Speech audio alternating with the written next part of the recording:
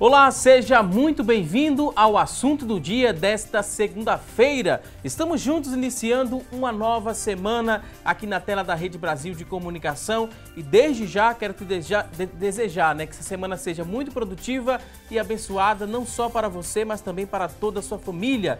Estamos juntos em uma nova edição do programa de um novo mês e a gente hoje aqui no nosso programa vamos aprender um pouco mais sobre labirintite, do diagnóstico ao tratamento. E ainda vamos conferir juntos as notícias da internet sobre o tema. Daqui a pouquinho vamos lançar a enquete do dia. Vamos fazer a nossa pergunta de hoje. Você terá a oportunidade de ligar para a gente para responder aqui a nossa pergunta. E também, através da linha interativa, você vai ligar para a gente para deixar a sua dúvida sobre o tema. Vamos conferir mitos e verdades também sobre o tema. Teremos tudo isso e muito mais. Então fica conosco, porque o assunto do dia só está começando. E como bem falamos aqui no nosso programa, hoje vamos aprender sobre labirintite com 2 profissionais que entendem bastante sobre o assunto para nos ajudar a tirar as dúvidas sobre essa temática. Vamos conversar hoje aqui no nosso programa com o Dr. Jefferson Souza. Dr. Jefferson, ele é neurologista e neurocirurgião. Também vai reforçar o nosso bate-papo com muitas dicas e orientações sobre o tema, o Dr. Antônio Antunes, ele que é otorrinolaringologista. Daqui a pouquinho vamos tirar as nossas dúvidas sobre o tema, você vai participar aqui com a gente, mas a partir deste momento vamos acompanhar uma reportagem sobre o tema com o Jedson Pontes. Preste muita atenção, confira. 30% da população mundial sofre com a labirintite, que é uma doença que pode comprometer o equilíbrio do corpo. Fernanda é uma dessas pessoas. Ela tem 35 anos e descobriu que tinha labirintite após passar por uma forte crise sem saber. Não foi nada fácil conseguir um diagnóstico. Ela precisou fazer um plano de saúde porque no SUS não conseguiu especialistas. Eu tive uma crise muito forte e não sabia o que era. Passei uns 8 dias doente e aí meu esposo me levou 4 vezes na UPA, eu não fui atendida. E por último ele me levou uma vez num Pão de Areias. Aí lá me passaram uma injeção, um soro, disseram que era virose e mandaram para casa. Por conhecimento de um amigo dele, que trabalhava num posto de saúde, aí marcou um clínico, eu fui. Quando eu contei os sintomas para ele, ele perguntou minha idade, me falou que eu era nova, mas que os sintomas eram de labirintite. E me passou uns exames, me passou para o otorrino, e quando eu fiz os exames, fui para o otorrino, constatou que realmente era labirintite. Apesar de todos esses sintomas, ela nos conta que a sua maior inimiga é a claridade. Na casa, as cortinas são fechadas. Até uma venda ela precisou comprar para fugir da luz forte. O que me incomoda bastante é a claridade. Para mim, é o pior. Quando não está aquele dia, porque se for só chuva ou só o sol, tá tudo bem, mas se for aquele tempo nublado, pronto, aí eu já fico com ânsia de vômito, eu fico com dor de cabeça, eu passo o dia me sentindo mal. As tonturas, náuseas e sensação de ouvido entupido também atrapalham na hora de sair de casa. Teve uma vez que eu saí e no meio do caminho eu comecei a passar mal, porque assim, até cheiro de perfume forte incomoda e eu comecei a me sentir mal, tive que parar, tive que comprar, eu sempre tomo outros remédios também assim para ânsia de vômito. Então, eu tive que comprar, tomar, esperar melhorar para poder voltar para casa. Para evitar esses sintomas, o paciente precisa passar por um tratamento. Fernanda sabe disso, então resolveu mudar alguns hábitos. Ela precisa tomar alguns medicamentos, mas a principal mudança mesmo foi na alimentação. Eu deixei de tomar café, que eu tomava diariamente. Eu acharia que não conseguia ficar sem o café. Quando eu não tomava café de manhã, me dava dor de cabeça. Mas aí eu tive que cortar o café. Coca-Cola, chocolate, que são os principais, os aliados mais perigosos são esses 3. E assim, eu acharia que só era esses, mas o médico falou que qualquer doce eu não posso comer em excesso, coisa gordurosa também. Então, assim, eu procuro evitar, não vou dizer que eu consigo, mas eu procuro evitar ao máximo em comer essas coisas e, assim, comer uma fruta, diminuir na minha alimentação, para ver se a crise diminui, mas quando eu tomo uma vez ou outra um café durante a semana, já me faz mal.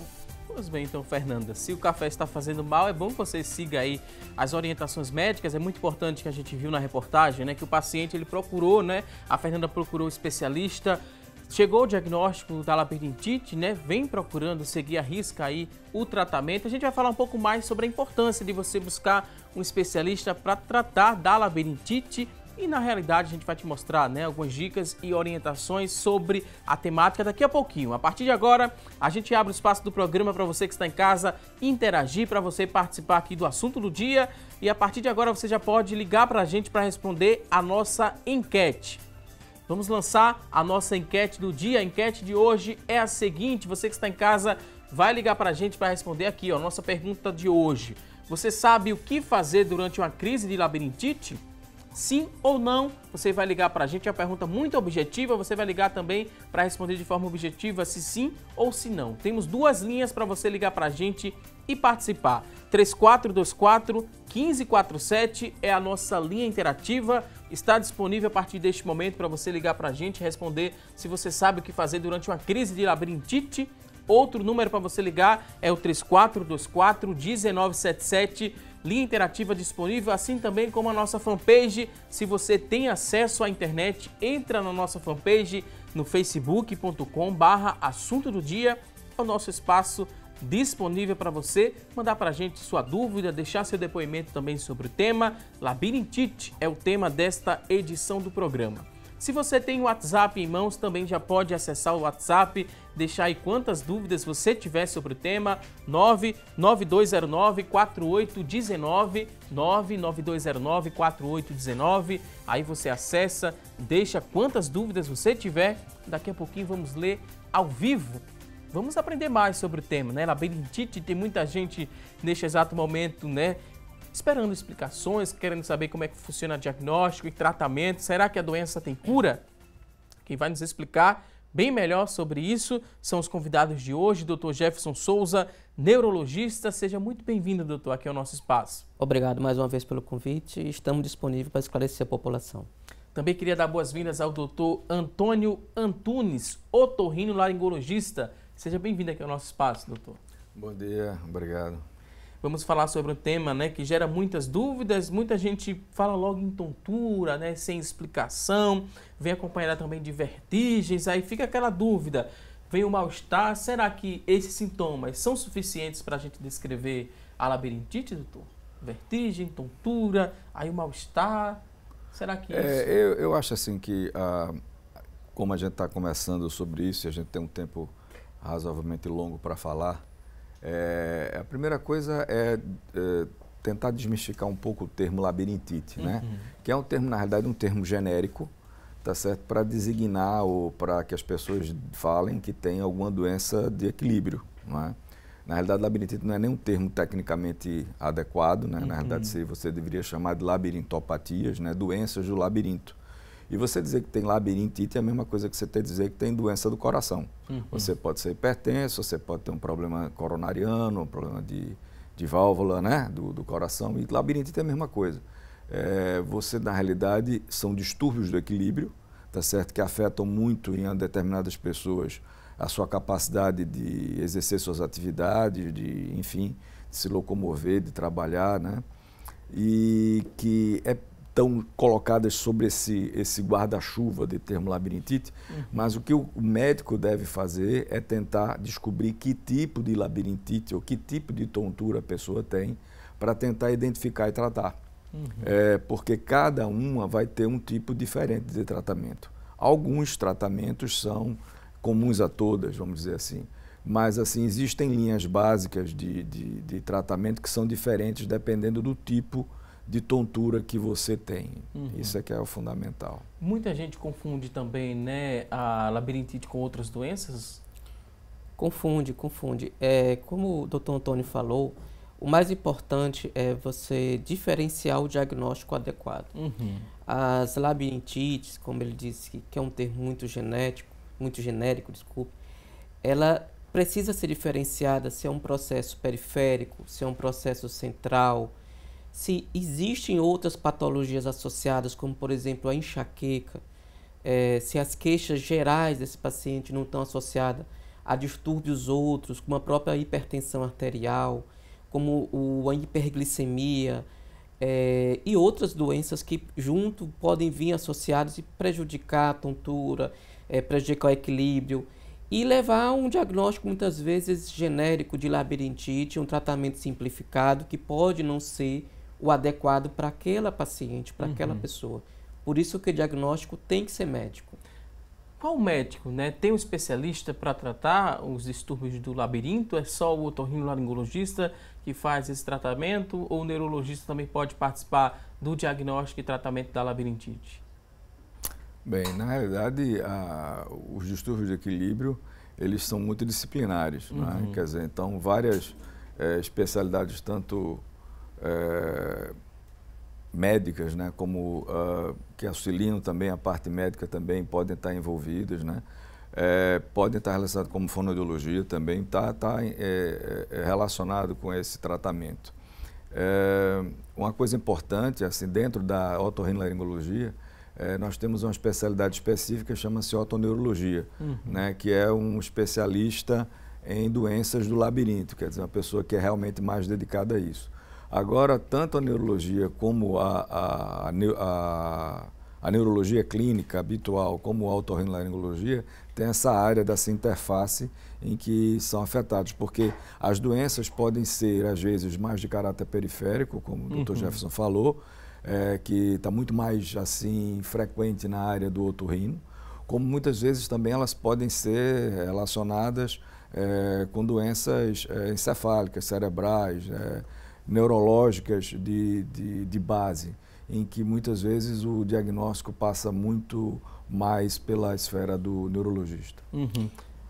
Só para complementar, quase sempre esses pacientes eles procuram os dois profissionais, ou um indica o outro, para esclarecimento de dúvidas. É muito comum os profissionais indicarem outros colegas para darem uma opinião, porque os casos que geralmente chegam aos especialistas são os casos que não se resolveram sozinhos, ou os casos que já se complicaram, os casos que já estão presentes há um bom tempo, e quase sempre exige realmente realização de exames mais pormenorizados, avaliações diagnósticas melhores, e os dois profissionais, ou até mais de dois profissionais, podem ser necessários. A gente falou sobre tontura, também a gente usou um termo vertigem, né, que tem casa pode não compreender bem, né? Existe a diferença de tontura para vertigem? O que é que seria um, o que é que seria outro, doutor Antônio? Existem várias sensações de desequilíbrio, vamos dizer assim. E a gente tecnicamente fala que vertigem é quando você sente que o mundo está rodando ou você está rodando no mundo, com a sensação de estar num carrossel. Né? Isso é um dos termos mais técnicos. E tonturas seriam mais alterações de equilíbrio, mas você não pode ter apenas como se você estivesse andando de lado ou caindo para o lado, distúrbio de marcha. Algumas vezes a pessoa diz, doutor, olha, eu não bebo nada, mas eu ando como se fosse um bêbado, né? Porque a pessoa não consegue andar em linha reta. Distúrbios realmente de posicionamento, por exemplo, pacientes algumas vezes idosos que têm alguns tipos de vertigem que são associados à própria idade, que têm dificuldade da movimentação, precisam de um apoio como uma bengala, ou está sempre com a base, ou que a gente diz a base alargada, né, que são os pés e as pernas um pouco mais abertos para tentar andar melhor. Então são vários tipos, sensação de cabeça vazia, sensação de flutuação, sensação que pisa no chão e não está pisando realmente. Então são vários sintomas e sensações de alteração de vertiginosa, de labiríntica, que a pessoa pode referir, associado também a outras coisas também que é muito frequente acontecer. Muitas vezes esses pacientes que têm alteração do equilíbrio corporal, eles também apresentam sensação de ouvido cheio, sensação do ouvido tapado, sensação que a audição cai um pouco naqueles momentos de crise. Às vezes vem associado também com um zumbido no ouvido, um tipo de apito no ouvido, um chiado no ouvido. Né? E também outros sintomas que também vêm, náuseas, né? Vontade de vomitar, às vezes os próprios vômitos, né? Sudorese, aquele suor frio, palidez. Quer dizer, são vários sintomas que eles estão todos, podem vir isolados ou associados nesses momentos em que o paciente está apresentando as crises vertiginosas. E essa doença tem uma idade específica para ela começar a aparecer? É mais tem uma prevalência maior a partir de tal idade, doutor? A gente poderia assim... Veja, não tem uma idade específica, mas geralmente os jovens têm mais doenças relacionadas a distúrbios infecciosos, por exemplo. Qualquer idade pode ter a chamada labirintose ou labirintite ou labirintopatia. Os jovens tendem a ter uma tendência mais a distúrbios infecciosos localizados ou associados a viroses, a processos infecciosos da região sinusal. Mas os idosos, eles têm também e podem ter associados a distúrbios de vasculopatias, a cardiovasculares, a distúrbios encefálicos, então, e outras de outra natureza. Então, na verdade, a idade nos ajuda a diferenciar alguns diagnósticos, mas não existe isso de uma idade ter e outra não ter. Qualquer idade pode ter sintomas. E esses sintomas, como o doutor Antônio falou, é muito importante que o paciente descreva, que você não rotule logo o sintoma como uma vertigem, uma tontura, um mal-estar. É importante que ele descreva o que ele realmente sente, porque isso já nos ajuda bastante a fechar um diagnóstico, ou pelo menos a direcionar para um diagnóstico. Agora vamos a um rápido intervalo, daqui a pouquinho tem mais assunto do dia. Até já!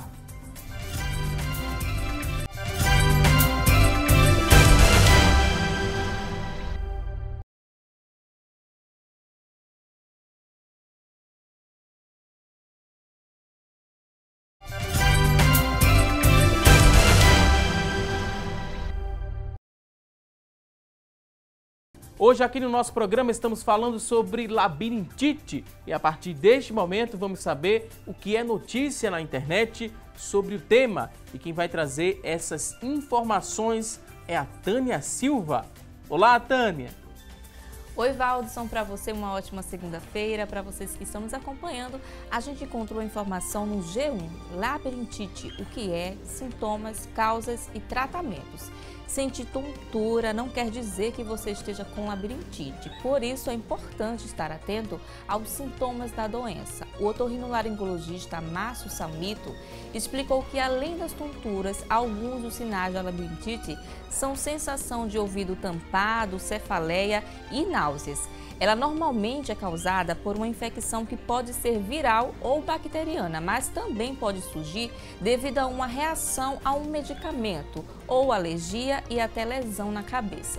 Normalmente, os sintomas da labirintite aparecem após os 40 anos de idade. E o diabetes, hipertensão, fumo, café, além do estresse e ansiedade, são alguns dos fatores de risco da doença. Agora a gente volta ao estúdio para conversar mais, para entender mais sobre esse assunto. Voltamos com você, Valdson. Muito obrigado pelas informações. A Tânia destacou, né? Café, né, pode causar labirintite, o estresse, a ansiedade também pode causar ou meio que acentuar, né, ou trazer uma crise a essa pessoa. A gente já nasce com problema no labirinto ou não? Como é que a gente compreende isso? E será que o fator genético também é determinante nessa doença, doutor Jefferson? Veja, existem algumas predisposições, não propriamente a labirintite, ou labirintose, labirintopatia, mas a doenças gerais. Por exemplo, pacientes que têm mais tendência a ter doenças cardiovasculares, eles vão ter, sem dúvida nenhuma, mais queixas de tonturas, de vertigens e queixas gerais. Pacientes também que têm crises de enxaqueca com frequência, esses mesmos pacientes também vão ter, mesmo fora das crises, queixas também de tonturas e de vertigens e de outras naturezas, assim como alguns pacientes, por exemplo, que têm intolerâncias alimentares. Algumas intolerâncias alimentares, algumas bem definidas, outras nem tanto, também podem estar associadas a queixas de tonturas. O mais importante é, como eu disse no começo do programa, que o diagnóstico seja feito pelo médico, seja realmente diversificado esse diagnóstico, seja feito bastante detalhado, para que um tratamento adequado seja atribuído. Mesmo não estando em crise, é possível identificar que a pessoa tem a labirintite, doutor? E vocês também pedem para o paciente ele baixar a cabeça para ver mais ou menos se ele sente a tontura dentro do consultório? Como é que funciona essa questão do diagnóstico? Veja só, eu vou agora falar assim, somente para dar um resumo geral. Existem 4 afecções, ou seja, doenças principais que atingem o labirinto, né? Então, o que é o labirinto que ninguém vê? O labirinto é um órgão sensitivo que está em cima de cada orelha. Então a gente não tem um labirinto só, a gente tem 2 labirintos, um labirinto em cada orelha. E eles estão ligados ao ouvido e eles têm um sistema de inervação que é como um sensor de equilíbrio do corpo. E esse sensor de equilíbrio do corpo pode estar afetado por várias maneiras. Então, por drogas eu digo qualquer droga, medicamentos, substâncias como cafeína, etc. E que responde a várias estímulos, não é? Então, vamos supor, tem uma tontura que a gente chama de vertigem postural paroxística benigna, que é uma tontura muito comum, que é uma tontura em que alguns cristais de cálcio que estão dentro do labirinto, nesses canais que são os canais semicirculares, eles se deslocam em algumas ocasiões, às vezes por trauma, às vezes por determinadas posições de cabeça, e quando a pessoa se vira na cama, ou a pessoa vai buscar alguma coisa num armário em cima, ou vai se colocar alguma roupa num varal, ela pode ter a sensação vertiginosa de tudo rodando rapidamente, tá certo? E para essa pessoa existem testes que a gente faz no consultório para diagnosticar se ela tem isso aí, essa que a gente chama VPPB, e logo no consultório também a gente faz manobras de reposição labiríntica para que a gente elimine esses cristais, colocando eles num local onde não vão dar tanto problema. E essa VPPB isso é muito comum. E é uma coisa até interessante que às vezes o paciente sente isso muito deitado na cama, ao deitar e ao virar de lado na cama, né? Ele sente uma vertigem intensa que dura alguns segundos. E existe a enxaqueca, né, vestibular, que a gente chama de enxaqueca vestibular, que são pacientes que têm também muitas vezes a enxaqueca associado e que desenvolvem quadros de tontura que podem durar horas, relacionados com a alimentação principalmente, ou a privação de sono, ou ansiedade, ou estresse, ou abuso de cafeína.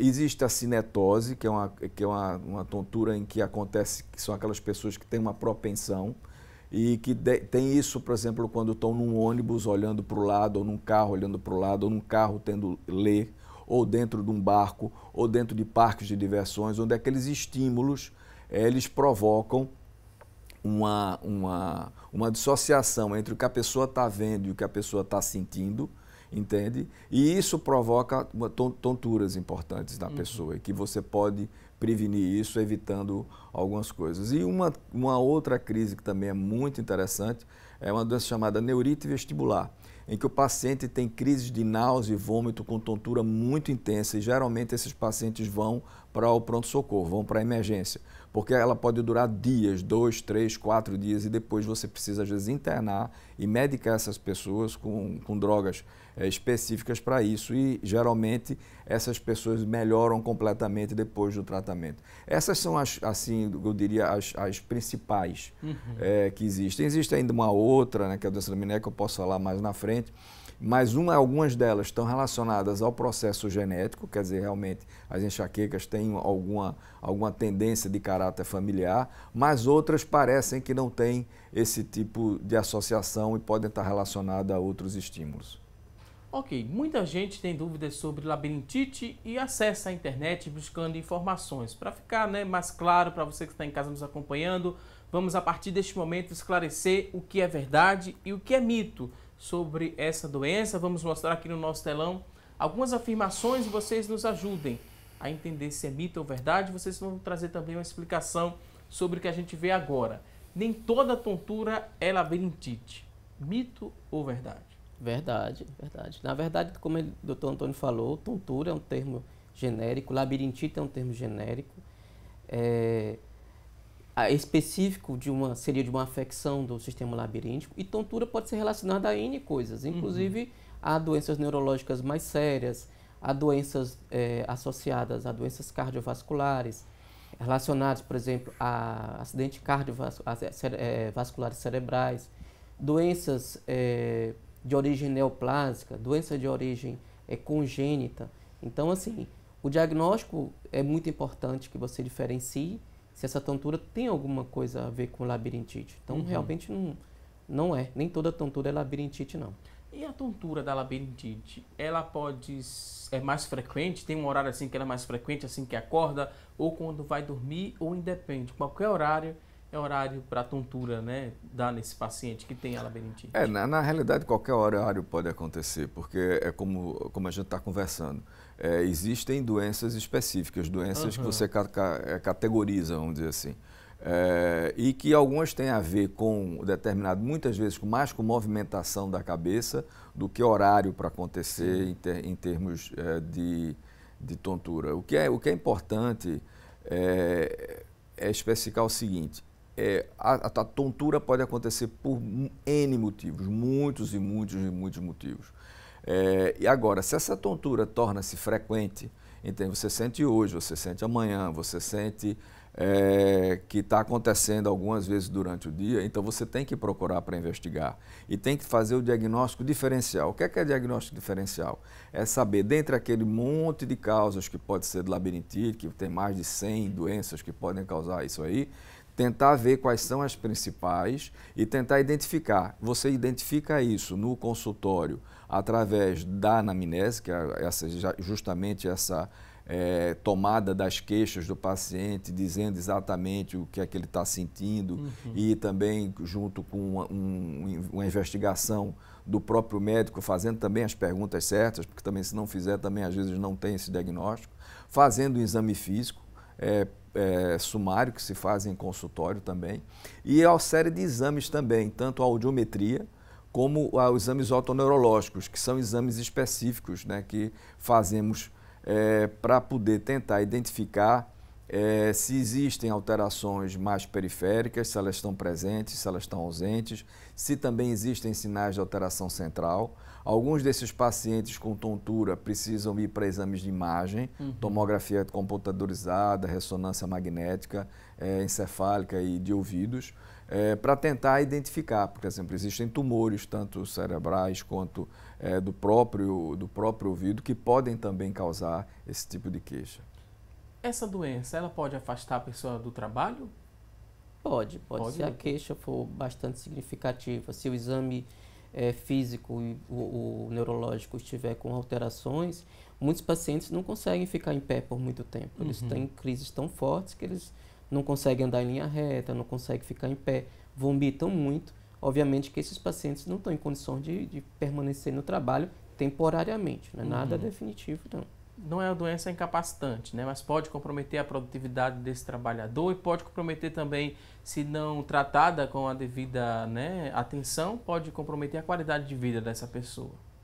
Alguns pouquíssimos casos de labirintite, eles podem até tornar-se incapacitantes, tá certo?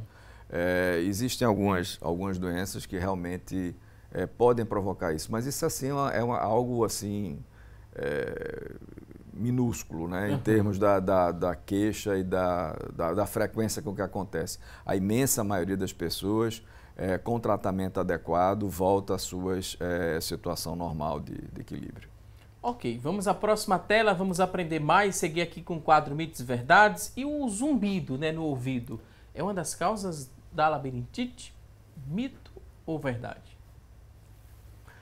O zumbido é algo que pode estar associado, né? Então, vou falar agora daquela doença que eu estava mencionando. Tem uma doença chamada doença de Meniere, tá certo? Que é uma doença em que um dos labirintos, ou os dois labirintos, eles sofrem como se fosse um inchaço daquelas membranas lá dentro, que estão relacionadas a esse estímulo nervoso. E nesse caso, alguns pacientes, além da tontura, que é uma tontura que é vertiginosa, ou seja, a pessoa sente o mundo rodando em volta, e não é uma vertigem rápida, é uma vertigem que dura minutos ou horas. Ela vem associada também a zumbido no ouvido, né, que pode ser uma sensação de chiado ou de apito. E muitas vezes também uma sensação de plenitude auricular, ou seja, o ouvido fica tapado, é como se a gente estivesse subindo a Serra das Russas, certo? Agora a pessoa sente geralmente num lado só, inclusive nesses pacientes pode haver queda progressiva da audição. Nas crises ele pode cair a audição pode voltar ao normal e em alguns pacientes essa audição pode começar a cair também. Então essa doença, quando ela progride e em determinadas situações, ela pode causar muitas complicações para a vida da pessoa, não só em relação à vertigem e ao equilíbrio propriamente dito, como alterações que a gente chama do ouvido, otológicas, né? Que são o zumbido, que às vezes é muito desagradável, e também a perda auditiva. Ok, vamos à próxima tela. Temos aqui outra informação para descobrir se é mito ou verdade, que a ingestão de doces e de cafeínas causam a labirintite? Causam ou pioram, né? Já que a pessoa tem a doença, sabe? Acho que como causa não, mas sem dúvida nenhuma as queixas de tonturas, mal-estar, elas realmente têm uma piora bem significativa com a ingesta de doces em quantidade, principalmente se o paciente já for diabético ou já tiver algum distúrbio de intolerância à glicose. As cafeínas, de uma maneira geral, elas são hiperexcitáveis, elas excitam demais o tecido neural, de uma maneira geral. Então, se você já tem uma hiperexcitabilidade, ela vai excitar mais ainda aquele tecido neural e a resposta vai ser, sem dúvida nenhuma, a piora dos sintomas. Aí a orientação, né? A gente viu a Fernanda que mudou alguns hábitos que ela tinha, né, de alimentação, que ela foi bem orientada, mas ela disse que às vezes ela não resiste pelo menos uma xícara de café, né, durante a semana. Quando ela toma, né, ela volta a sentir todos os sintomas. Nesses casos, né, doces e cafeínas, a orientação é que a pessoa deixe de consumir mesmo ou pode, uma vez na semana, fazer o consumo? Veja só, no caso, veja só, de uma maneira geral, a gente restringe cafeína, tá certo? O que a gente vê acontecer, pelo menos eu vejo acontecer em algumas pessoas, é assim, se eu tirar completamente a cafeína, às vezes a pessoa fica com cefaleia, dá dor de cabeça. Fica com abstinência. Abstinência. Então, o que eu faço normalmente, a recomendação é assim, olha, toma um cafezinho, com pouquíssimo café e muito leite de manhã, para não ter a dor de cabeça, e restringe a cafeína do resto do dia. Cafezinho, café expresso, cafezinho do escritório. E outra coisa também, não é só no café que tem cafeína, né? Então, refrigerante, olha, que são os básicos, Coca-Cola, Guaraná, Pepsi-Cola, esses refrigerantes escuros, eles têm cafeína, tá certo? E tem pessoas que tomam muito, entendeu? E é engraçado que eu às vezes brinco com os pacientes, olha, às vezes você vai sentar para almoçar e você não sabe quanto você tomou de cafeína. Você almoçou tomando uma Coca-Cola, depois tomou um cafezinho e ainda comeu um bolo de chocolate depois. Quer dizer, então, fez uma bomba, né, de irritabilidade. E o que acontece normalmente é que, apesar da cafeína não ser, na imensa maioria dos casos, a causa das labirintite, ela, por ser um irritante do sistema nervoso, inclusive também aumenta a frequência cardíaca, aumenta a frequência arterial, se você utilizar em demasia, acaba piorando os sintomas. Então, tomar um café de vez em quando não vai ser isso que vai causar a sua labirintite. Mas você tomar com regularidade em altas doses, vamos dizer assim, pode provocar também. É muito frequente quando você faz a anamnese desses pacientes, que você vai anotando, por exemplo, na cafeína, qual a quantidade que a pessoa toma por dia. As pessoas geralmente que têm associado a cafeína tomam uma quantidade muito alta de café. Mesmo café puro, quando você toma que horas? De manhã, depois 9 horas, toma outra xícara, no café 2 xícaras, de meio-dia toma 2 xícaras. Quando a gente faz um balanço, a pessoa tomou pelo menos 1 litro por dia de café. Então, realmente é exagerado. Né? Não há como você permanecer em nenhum tratamento tomando essa quantidade. Então, se orienta a reduzir ao mínimo que a pessoa puder. Ok. Ótimas explicações. Vamos aqui à próxima tela. Mito ou verdade que a labirintite ela deixa as pessoas com medo de fazer as coisas sozinhas? Existe essa insegurança mesmo? A pessoa que já sabe que tem a labirintite, mito ou verdade? Isso é completamente verdade, né?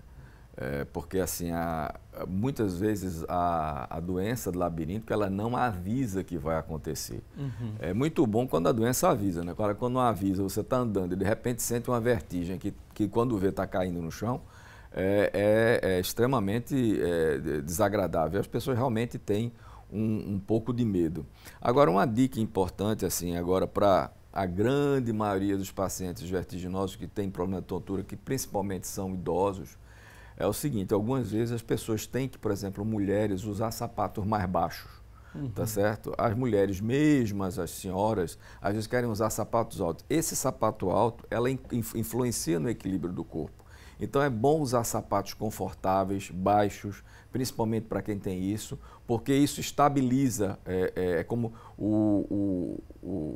na realidade o input, quer dizer, o que a gente recebe das próprias articulações das pernas e dos pés, dos joelhos, eles dão uma orientação de como nós estamos no espaço. Né? Então, se a gente estiver bem calçado e com sapatos baixos, é melhor do que você estar utilizando sapatos que dificultam o equilíbrio. E o uso de algumas bengalas em algumas situações é importante. As pessoas também têm um certo preconceito, às vezes, de utilizar algum equipamento, né, para equilíbrio, mas em algumas situações, pelo menos transitoriamente, isso é importante. Ok, vou pedir licença mais uma vez aqui aos nossos convidados. Agora vamos a um rápido intervalo. Você que tem dúvidas pode mandar sua pergunta para o nosso WhatsApp 99209-4819. Você acessa, deixa a sua pergunta, seu depoimento. Daqui a pouquinho vamos ler ao vivo. Vamos a uma rápida pausa e até já!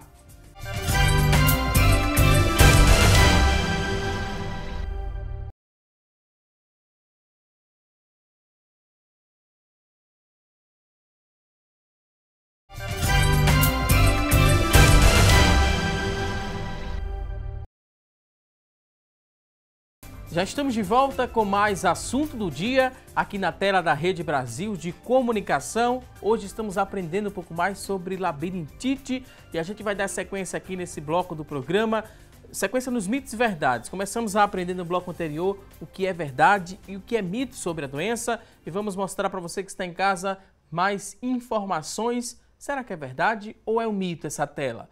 As crianças que têm medo de altura ou de escuro, elas são propensas a ter labirintite?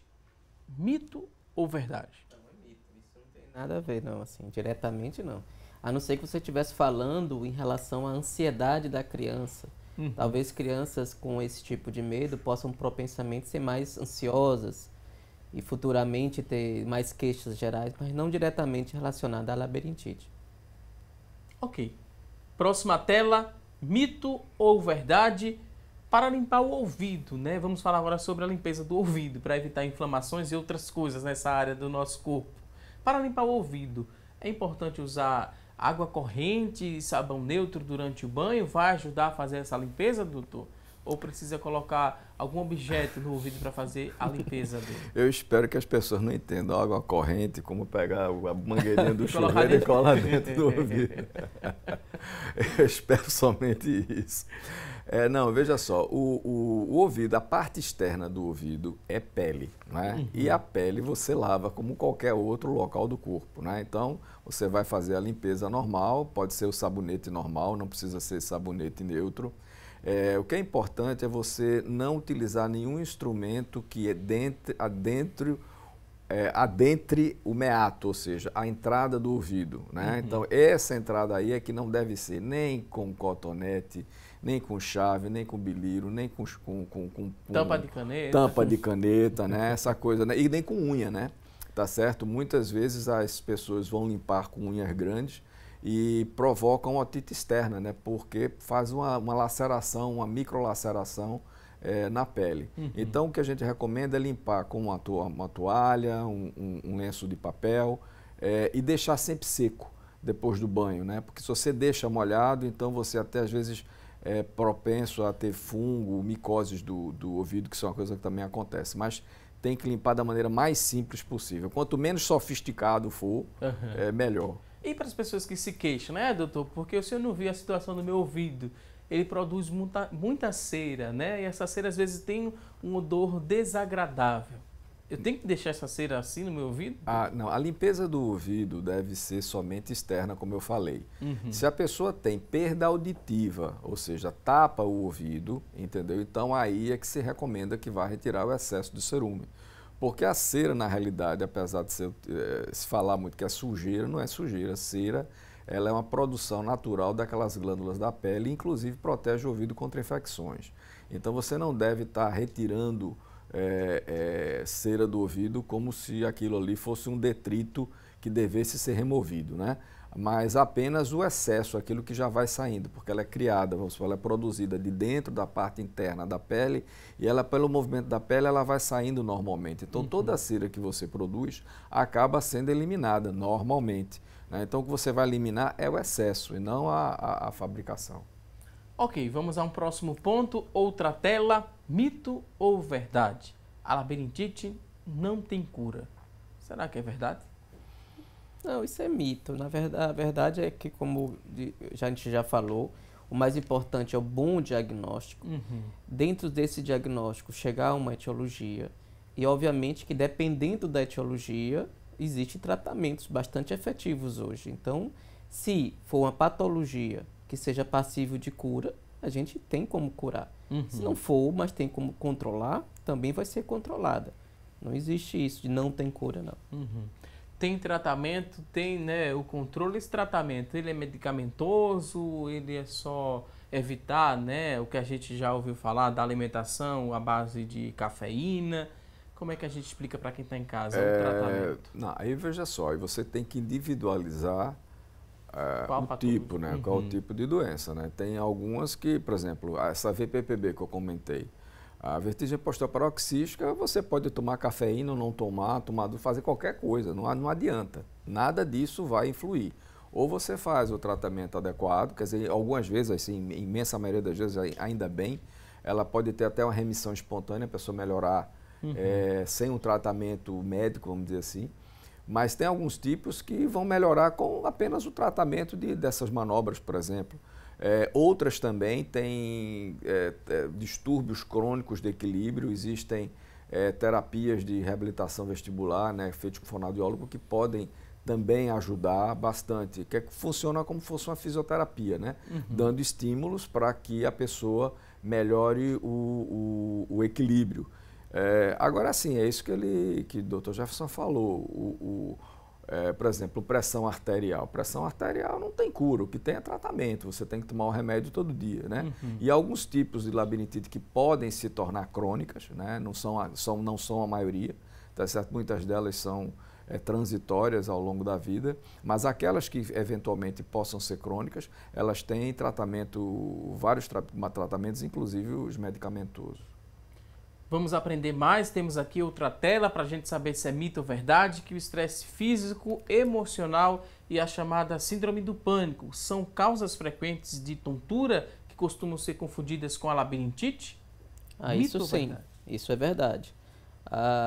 Exatamente esses termos, a tontura confundida com labirintite.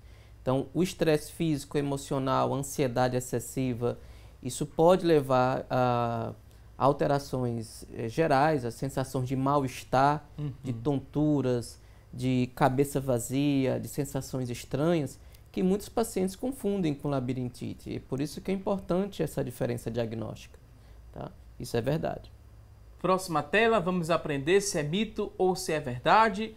A labirintite ela pode ser causada por uma gripe? Existe um tipo de labirintite, né, que são as neurites vestibulares, né, que elas podem ter uma causa viral, tá certo? A gripe mesmo, não é bem assim uma causa comum disso aí. Mas algumas vezes as pessoas podem ter infecções respiratórias, tipo resfriado e tal, que causam secreção na orelha média e há um acúmulo dessa secreção, e esse catarro, né, na orelha média junto com toxinas pode levar a uma crise de tontura. Né? Quer dizer, em tese, a gente pode dizer que gripe entendida como infecção de via aérea superior eventualmente pode causar. Mas não é o habitual, né? Diga-se de passagem. Não é a mais comum, pode. Ok, vamos à última tela aqui do quadro Mitos e Verdades. Problema na tireoide pode causar também a labirintite? Mito ou verdade? Mito, não é labirintite, pode causar tonturas, né? Então, por exemplo, tanto o hipotireoidismo quanto o hipertireoidismo pode levar a tonturas crônicas, cefaleias e a sensação de mal-estar. Então, essas sensações diferentes podem ser confundidas com labirintite. Por isso que faz parte também da investigação, a investigação geralmente da tireoide. Ok, vamos seguir agora para responder as perguntas. Tem muita gente participando. Se você ainda tem dúvidas, pode mandar para a gente. 9209-4819 é o nosso WhatsApp, 9209-4819. Você acessa o WhatsApp, deixa sua pergunta que a gente vai ler ao vivo aqui, repassando para os convidados de hoje. Temos aqui a pergunta do Bruno Costa. Ele disse que demorou muito a andar de bicicleta. Será que ele já tinha problema de labirintite, não conseguia se equilibrar? Tem alguma relação? A gente pergunta se é mito ou verdade, né? Que o problema da labirintite vai demorar a pessoa, vai fazer a pessoa demorar a aprender a andar de bicicleta por conta do equilíbrio, doutor Antônio? Eu acho que se ele tiver labirintite, ele vai cair da bicicleta, mas eu acho que não acredito que tenha, não exista assim um distúrbio crônico que tenha causado isso, né? Normalmente não é essa a maneira que as coisas se apresentam.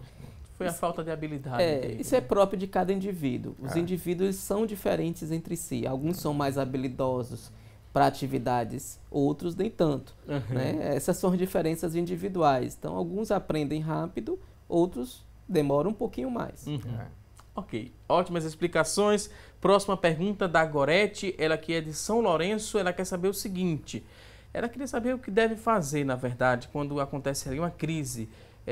Geralmente ela tem uma tontura seguida com náuseas e ela pergunta, né? O que é que eu devo fazer nesse momento de crise? Náuseas com tontura. Quer parar o que está fazendo, tentar relaxar? Como é isso, doutor? Olha, veja só, isso aí na realidade você precisaria saber qual é o diagnóstico, tá certo? Naturalmente que se a pessoa nunca teve uma crise de tontura na vida, naquele momento, tá certo? A pessoa deve procurar um local onde não vai cair, então se a pessoa senta ou deita, espera um pouco aquele movimento passar. Se houver uma vertigem incapacitante, você tem que chamar alguém para levar você numa emergência e ser diagnosticado, né? Porque aquela tontura pode ser uma coisa muito simples, mas pode ser sinal de alguma coisa mais complexa, até de outra doença. Se isso está acontecendo frequentemente, você tem que procurar um profissional que seja especialista nessa área para fazer os testes diagnósticos, né? E tentar identificar a causa, né? Nesses tratamentos de crise, quando o médico diagnostica e sabe já o que o paciente tem, ele até pode deixar algumas medicações prescritas, orientações específicas para aquele paciente, mas só depois que ele sabe ou tem certeza do que está acontecendo, nunca antes de identificar ou dar diagnóstico.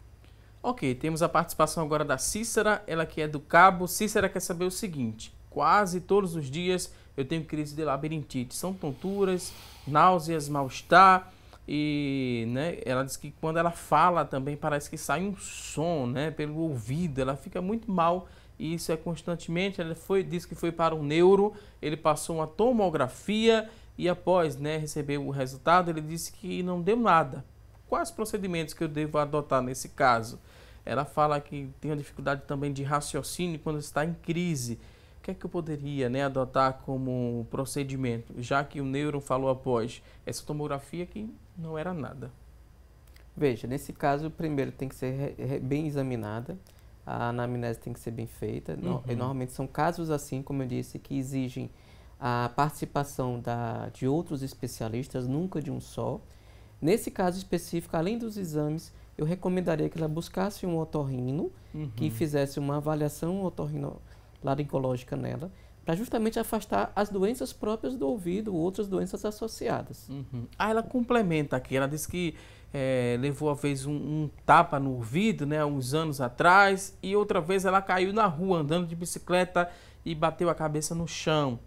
Será que ela teve o ouvido estourado ou aconteceu alguma coisa, um trauma pelo impacto, tanto do tapão que ela levou no ouvido, quanto da queda de bicicleta que a fez cair com a cabeça no chão? O que ela precisa realmente é ser examinada aí por um otorrino para fazer um exame clínico otológico, ver como é que está a membrana timpânica, avaliar a audição. Porque muitas vezes o exame de imagem, na realidade, é normal mesmo, tá certo? Na imensa maioria das doenças de labirinto, os exames de imagem serão normais, não é? Agora, o fato de o exame de imagem ser normal não significa que a pessoa não tem nada, não é? Se tem tontura crônica no dia a dia e ela sente essa sensação de ouvido tapado, é um sinal de doença labiríntica, vamos dizer assim, periférica da área do otorrino, que eu já comentei aqui, e que deveria, na realidade, ser investigado.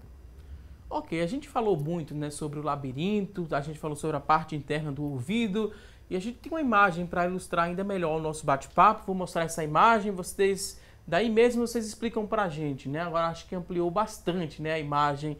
Aqui o ouvido, né, a parte que a gente visível, que é a orelha, que a gente observa, né? Aí começa por aqui, né? Esse é o canal do ouvido, doutor. Explica para a gente. O canal do ouvido é o primeiro, né? Aqui tem outra parte, o tímpano. Cadê, né? A parte do vestibular e a parte também do labirinto, para a gente explicar para quem está em casa. O labirinto eu achei por aqui, doutor. É isso aí. Essa parte aqui que não está muito visível. Na realidade, nessa imagem você vê o seguinte. Você vê o pavilhão auditivo, né, que é a orelha, né, que a gente chama. Você vê esse conduto, aquela parte verde é o tímpano. E ali, da martelo, bigorna, são os ossículos, né, os ossos que transmitem um som para dentro do ouvido. Então, essa parte, vamos dizer, a parte condutiva, é a parte não neural da transmissão sonora. E essa parte azul, você tem duas. Você tem uns canais em cima, tá certo? Esses canais são os canais semicirculares, que eles são exatamente o labirinto.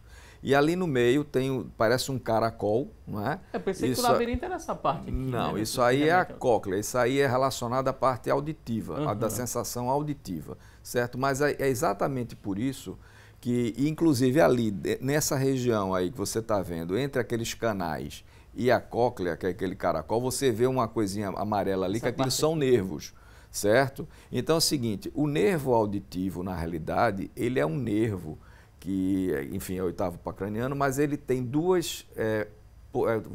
grosseiramente duas porções.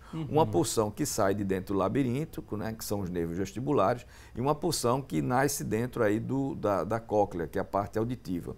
É por isso mesmo que muitas alterações que acontecem nessa região, elas alteram também a audição, dão zumbido, dão aqueles outros sinais, sensação de ouvido tapado, etc. Então aí, principalmente naqueles canais, é que acontece aquela doença que eu falei, né, a VPPB, que aqueles cristais ficam soltos e quando você modifica a posição... Aqui é do... Exatamente, exatamente. E aí você tem que fazer esse tipo de movimentação de cabeça para melhorar a pessoa que tem labirintite. Então, como vocês veem, essa região é a região que funciona como um sensor. Então, tudo o que acontece no organismo, o que acontece no nosso sangue, vamos supor, se tem droga, ou seja, se tem cafeína, se tem medicamentos, se tem, enfim, alterações de glicose, alterações hormonais, elas alteram o ouvido e podem provocar essas doenças.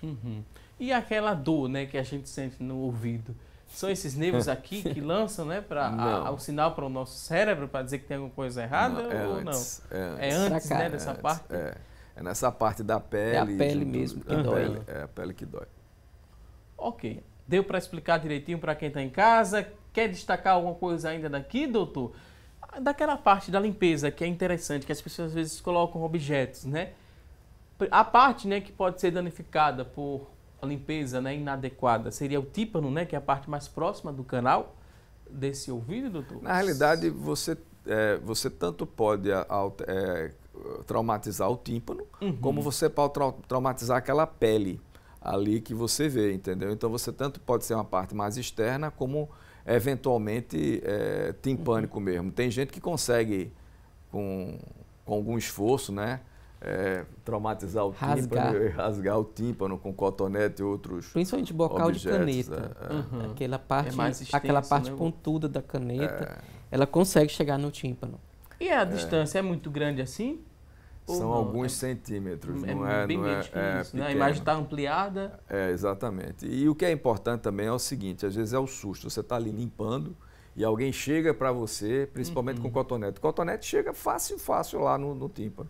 Se você alguém bater em você, você leva um susto, enfim, tiver assim um movimento brusco, ele pode penetrar e traumatizar. A gente recebeu aqui uma mensagem, agora chegou uma mensagem de uma telespectadora que não se identificou, mas disse que precisa sempre viajar de avião. Como é que se viaja de avião com labirintite? É a pergunta da telespectadora que não quis se identificar, mas agora a gente está no período de férias, né? Muita gente vai aproveitar para viajar com a família, aproveitar esses dias de descanso. E quem tem labirintite, como é que faz para viajar de avião? A labirintite em si não tem grandes alterações com a viagem aérea, tá certo? Algumas pessoas podem sentir um pouco mais em relação à questão, assim, às vezes, da cinetose, que não tem muito em viagem aérea, tem mais em viagem de barco, tá certo? Ou viagens de ônibus, né? Que você não deve olhar para o lado, né? Porque você vê aquela janela fazendo isso, ou então você lê.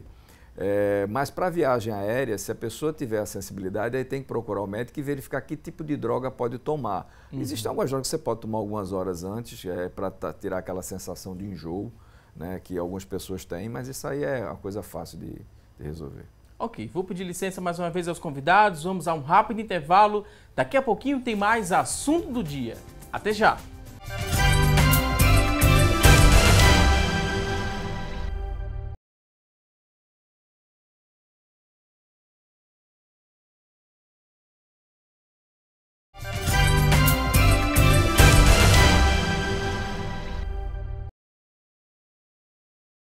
Já estamos de volta com mais assunto do dia e a partir deste momento vamos conferir as oportunidades de emprego. Preste muita atenção e boa sorte! A você que está em casa em busca de uma recolocação no mercado de trabalho, preste muita atenção às vagas de emprego que vamos conferir juntos. Olha só, uma vaga para advogado, uma oportunidade, exigência que você tenha ensino superior completo, experiência não exigida, o salário não foi informado, uma vaga para advogado.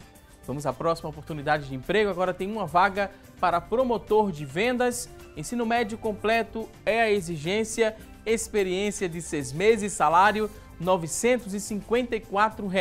Uma vaga para promotor de vendas. A próxima oportunidade é uma vaga para padeiro, ensino fundamental incompleto é a exigência, experiência de 6 meses, R$ 1.190 é o salário, uma vaga para padeiro. Você que está em casa se interessou por uma dessas oportunidades, elas são da Agência Estadual do Trabalho. Elas estão disponíveis a partir de amanhã, dia 3, isso mesmo, as vagas são das Agências Estaduais do Trabalho, então você que tem interesse, né, e quer outras informações sobre essas vagas, você pode obter outras informações ligando para a Central de Vagas, através do telefone 3183-7201, 3183-7201, a você que está em casa em busca dessa recolocação no mercado de trabalho, mais uma vez, te desejo boa sorte! Vamos seguir aqui falando mais sobre labirintite, temos algumas participações, muita gente ligou mandando perguntas, vamos conferir agora a partir deste momento de quem é. A primeira dúvida é do Antônio Francisco de Olinda, tem 56 anos, ele não sabe o que fazer diante de uma crise de labirintite. A dúvida é do Antônio Francisco, 56 anos. O que fazer diante de uma crise de labirintite? Eu acho que é aquilo que a gente já explicou, né? Entendeu? Nas crises é importante, se for uma crise intensa, procurar ajuda médica e depois do diagnóstico correto, se fazer a medicação, né? Mas naturalmente que uma crise realmente que tire a sua capacidade de andar, de se equilibrar, de se locomover, né, deve ser vista por um médico para se tentar diagnosticar o que está acontecendo. Vamos seguir para responder as perguntas do WhatsApp, tem muita gente aqui interagindo, a gente lembra que são mensagens só de texto, não adianta você ficar ligando para o nosso WhatsApp, você pode digitar a sua pergunta e mandar para a gente, 99209-4819, é o nosso WhatsApp. E a participação agora, a Solange, né? A Solange quer saber o seguinte, o café pode fazer mal não só para a labirintite, como também para quem tem Paxo? Pode ser prejudicial a cafeína? É a dúvida da Solange, que tem 59 anos. Certo. A cafeína, principalmente a cafeína em excesso, ela é excitatória do sistema nervoso central. Então, ela pode trazer pior em várias situações, não somente na labirintite, mas também na enxaqueca, na ansiedade, em alguns processos demenciais. Eles podem trazer, inclusive, alterações de sono, distúrbios da memória. Então, assim, É sempre bom evitar os excessos, principalmente desses excitatórios, tá? Então a cafeína ela entra nesse rol de substâncias e você tem que evitar esses excessos para naturalmente ter qualidade de vida. Próxima participação, Vasti Correia de Paudalho, tem 36 anos e ela quer saber o seguinte: tenho convulsão há mais de 1 ano. Ela disse que fez exames e acusou sinusite. Quero saber também se pode ser enxaqueca e labirintite a causa dessas convulsões. É a dúvida da Vasti Correia de Paudalho, tem 36 anos. Olha, convulsão geralmente é neurológico, né? Então, isso diretamente não. Assim, talvez ela até tenha labirintite, a tontura, mas a convulsão ela tem uma doença separada. A causa da convulsão, se é uma causa não diagnosticada ainda, ou se é uma causa que nós consideramos idiopática, mereça tratamento, são coisas separadas. A sinusite, ela pode ter, nada impede dela ter uma sinusite, de ter uma labirintite, mas a convulsão, ela geralmente tem as suas próprias causas e não encontramos uma relação direta, não. E a sinusite, ela pode atingir também, né, o labirinto, doutor? Não, isso aí não é o quadro principal. Geralmente são as infecções que atingem o ouvido, né? Justamente pela proximidade entre o órgão auditivo e o órgão, vamos dizer assim, vestibular, o órgão do equilíbrio. Próxima pergunta da Maria José, ela que mora no Jordão. Ela diz o seguinte: tenho perda do equilíbrio há mais ou menos 8 anos, estou sendo acompanhada, né? Ela diz que tem perda de equilíbrio há 8 anos e também essa perda de equilíbrio vem acompanhada de apitos e zumbidos no ouvido. Ela diz que está notando também uma perda da audição. Mais ou menos essa perda ela tem percebido há 2 anos, né? E ela tenta fazer exame, ela quer saber se pode fazer o exame do labirinto, né? Ela tenta e não consegue. Queria que os convidados me ajudassem, né? Como é que eu posso realizar esse exame? É procurando um especialista, né? Que ele vai solicitar o exame para saber o que é que ela tem. Exato. Se você estiver falando em rede pública, né? Os serviços de otorrino que existem aqui, grandes no estado, são do Hospital das Clínicas, o Hospital Agamenon Magalhães e o IMIP. Então, ela deve procurar, pelo menos na rede assistencial, um encaminhamento para um desses hospitais, especificamente para a área de otorrinolaringologia, se quiser, que como tem queixa auditiva, realmente é bem possível que seja uma doença de Meniere, pelo que ela está comentando, né? Se eu só tivesse baseado apenas nesses sintomas para dar o diagnóstico, seria o mais provável, né? Mas isso não quer dizer que seja, né? Pode ser outras causas também. Agora, dando problema auditivo, crises há 8 anos, é claramente um problema crônico e ela deve procurar um desses 3 grandes hospitais. A dúvida agora é da Graça, que mora em Jaboatão. Ela disse que há muitos anos ela tem crise de labirintite, iniciou um tratamento com otorrino, ficou boa, mas ela percebe que quando toma uma xícara de café, mesmo sendo uma quantidade pequena, né, ela sente tontura e ao baixar a cabeça, né, e quando ela olha para cima também ela sente essa tontura. Aí ela pergunta, né, ela diz que evita tomar refrigerante, mas o problema é o café. E ela quer saber o seguinte: são dores no ouvido, dor na cabeça, ânsia de vômito, né, e a cabeça fica rondando. Ela sabe que é labirintite, que ela tem. Que especialista ela deve procurar? Ela foi ao otorrino, né, disse que ficou boa a fazer o tratamento. Então, indicado ela voltar ao especialista otorrino para ter outras informações e ter um exame mais detalhado, se possível. Algumas vezes a pessoa, enfim, ela tem que se conhecer, né? Se ela sabe que tomando café ela tem tontura, né? Entendeu? Ela deve realmente diminuir. E algumas doenças de labirinto realmente são crônicas, né?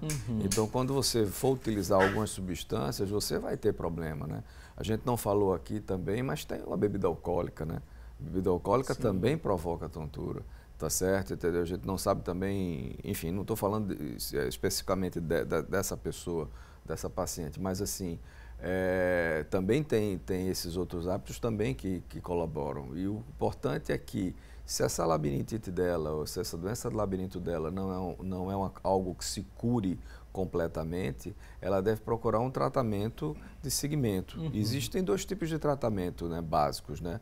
Às vezes o tratamento da crise, tá certo, aguda, que às vezes é muito incapacitante, o tratamento do período intercrise, né, que a pessoa pode tomar medicação durante algum tempo, e algumas vezes as orientações para evitar entrar nas crises novamente, né? Então é importante que esses três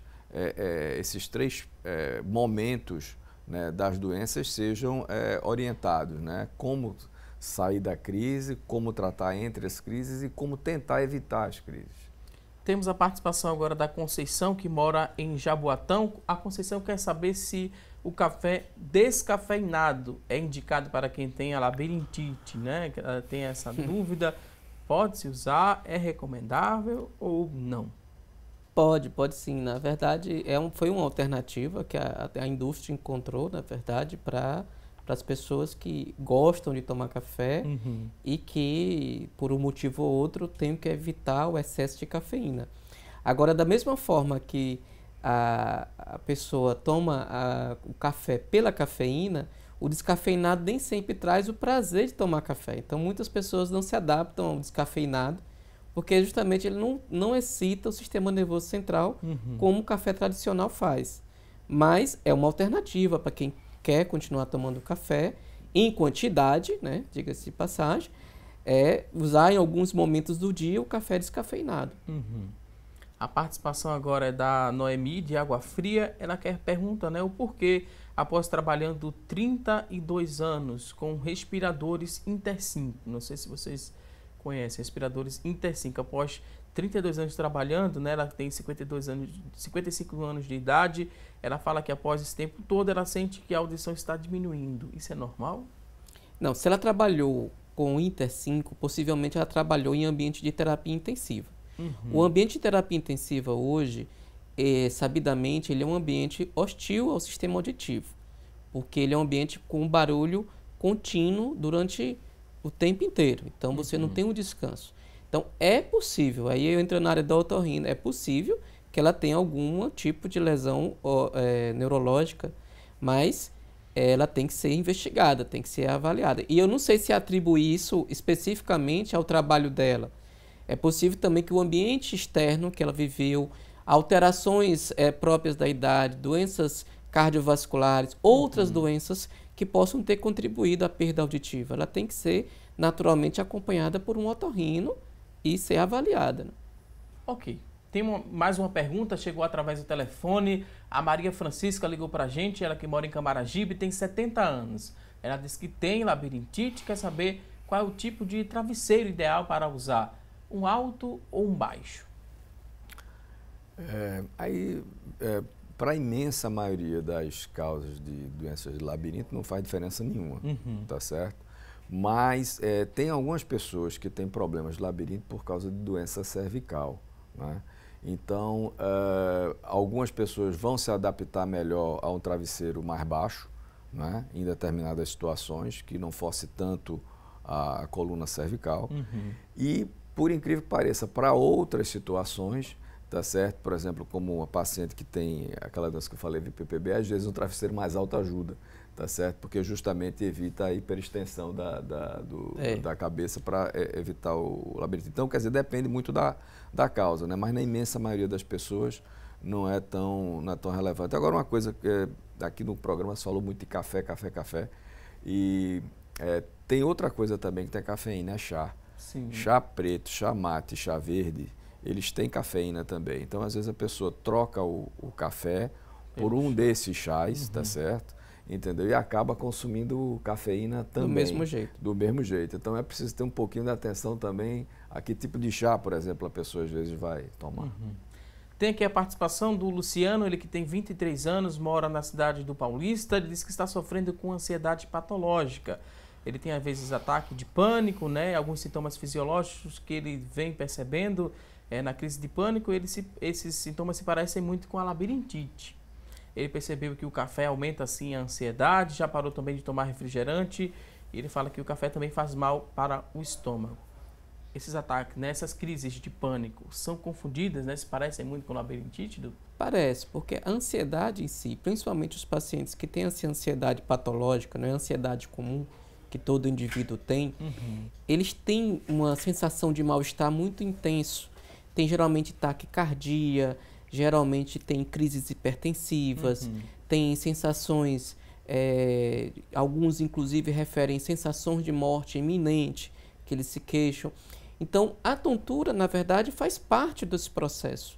Não é uma coisa específica, não é uma doença específica, mas esse processo inteiro, que ele sente, essa sensação intensa, realmente pode ser confundida com labirintite, mas quase sempre que quando você faz a anamnese, você percebe essa ansiedade intensa. Esses pacientes são muito ansiosos, muito. Até a forma dele falar com você, você já percebe a ansiedade deles. Outra pergunta que chegou pelo telefone, a pessoa não quis se identificar, mas pergunta se é normal ter esquecimento constante. Esqueço onde colocar as coisas, por exemplo. Quem tem ansiedade tem esse esquecimento constante? Pode ser considerado um esquecimento normal? Alguns pacientes podem ter o esquecimento que a gente dita como padrão, normal, esperado. Porque se você é muito ansioso, quase sempre você não detém a atenção. Então, a falta de atenção faz com que você não retenha a memória daquele momento. Então, você não reteve a memória daquele momento, naturalmente você acaba esquecendo aquele momento. Ele não cai na sua caixa de memória, digamos assim. Mas quanto mais ansioso é uma pessoa, menos atenção ela tem no seu dia a dia. Então, acaba que a sua memória se perde por isso, não propriamente por um defeito da memória, mas por um defeito na captação dela. Obviamente que existem métodos e métodos para você melhorar a sua memória.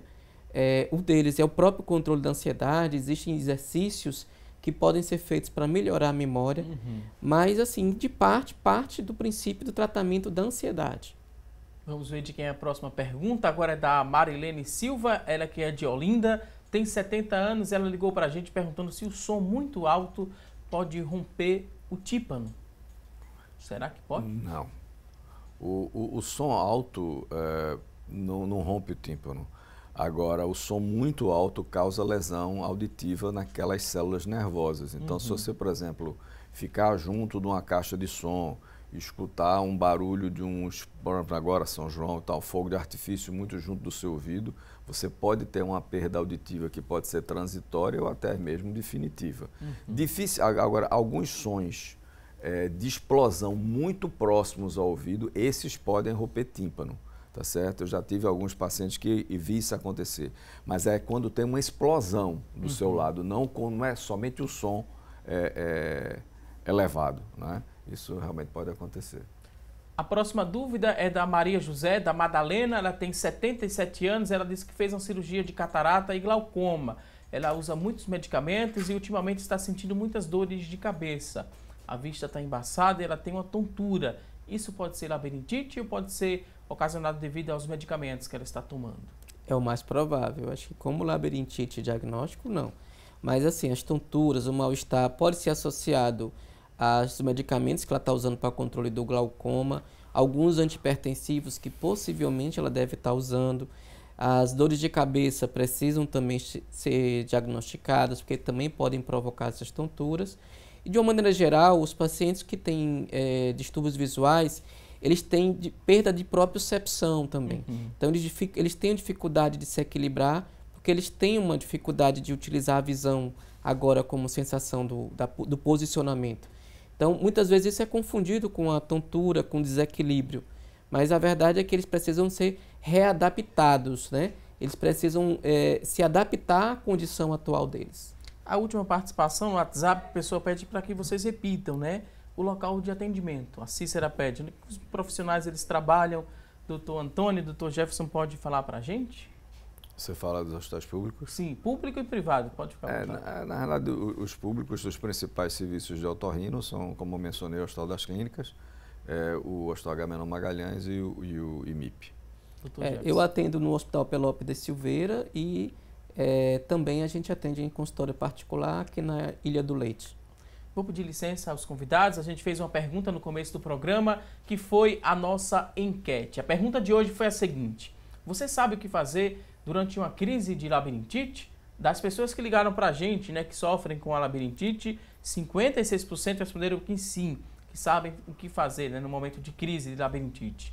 44% responderam que não. A você que ligou, que interagiu, muito obrigado pelo seu carinho e audiência. Os procedimentos, né, do como fazer, né, no momento da crise foram falados aqui no decorrer do nosso programa. Espero que você tenha aprendido. Aprendemos muitas coisas hoje aqui no nosso programa. Eu queria agradecer aqui aos convidados, dizer que foi um prazer recebê-los aqui no nosso programa. Dr. Antônio Antunes, ele que é otorrinolaringologista. Muito obrigado pela participação. Considerações finais, fique à vontade. O que eu gostei muito de ver o programa, porque realmente se tocou em vários assuntos, se desmistificou, né, algumas pensamentos que existem em relação a isso, e o que realmente é importante é que as pessoas que têm esses problemas crônicos não negligenciem, tá certo? E que realmente procurem um atendimento especializado para ter um diagnóstico adequado. Mais uma vez, muito obrigado, doutor Antônio. Doutor Jefferson Souza, neurologista e neurocirurgião, muito obrigado pela participação. Considerações finais, fique à vontade. Obrigado mais uma vez pelo convite. É muito importante esse programa, acho que para a população de uma maneira geral. E considerando tudo que foi dito, acho que é importante sempre frisar: sintomas intensos, persistentes, têm que ser diagnosticados por um médico. Inicialmente pode ser um generalista, caso não seja possível, por um especialista. Mas é muito importante que o paciente procure os profissionais. Mais uma vez, obrigado. Voltem mais vezes aqui ao nosso programa. A você que está em casa, obrigado pelo seu carinho e também por sua audiência. Teremos um novo encontro amanhã, ao vivo, a partir das 9h30 da manhã. Um ótimo dia, um forte abraço e até amanhã, se Deus quiser. Até lá!